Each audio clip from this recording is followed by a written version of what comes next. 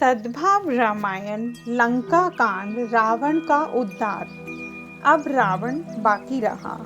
मंदोदरी ने फिर से एक बार रावण को समझाने की कोशिश की। इतना बड़ा संहार आपने अपनी आंखों से देखा, अब तो सीता जी को सौंप दीजिए।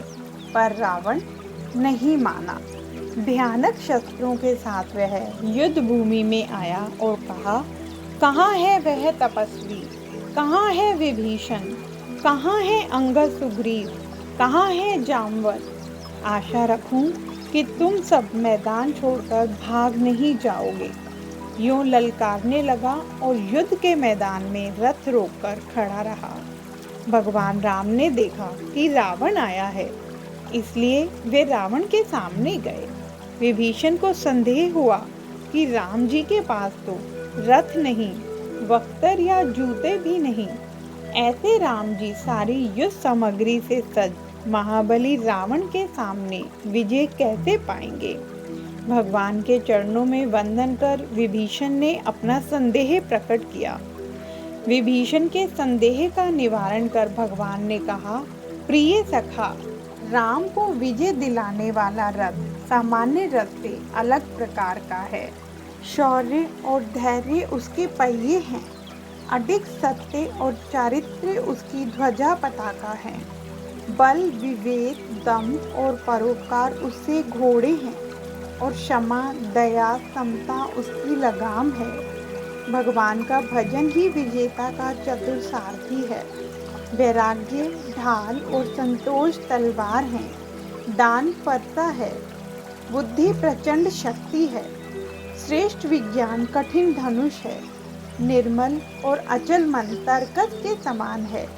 शम, यम और नियम से बहुत से बाण हैं। ब्राह्मणों और गुरु का पूजन अभेद कवच है। इसके समान विजय का दूसरा उपाय नहीं।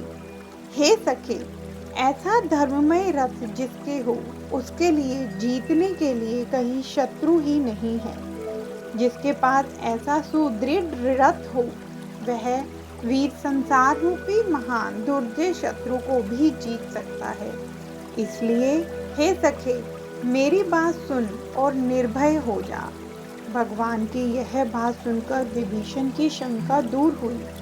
युद्ध का आरंभ हुआ। रावण ने राम जी से कहा, तपस्वी, तुझ जैसे कितनों को मैं परास्त कर चुका हूँ। राम जी ने कहा, रावण, ऐसा मत बोल। युद्ध कर। अपने मुंह से अपनी प्रशंसा करने से तेरी कीर्ति का नाश होगा।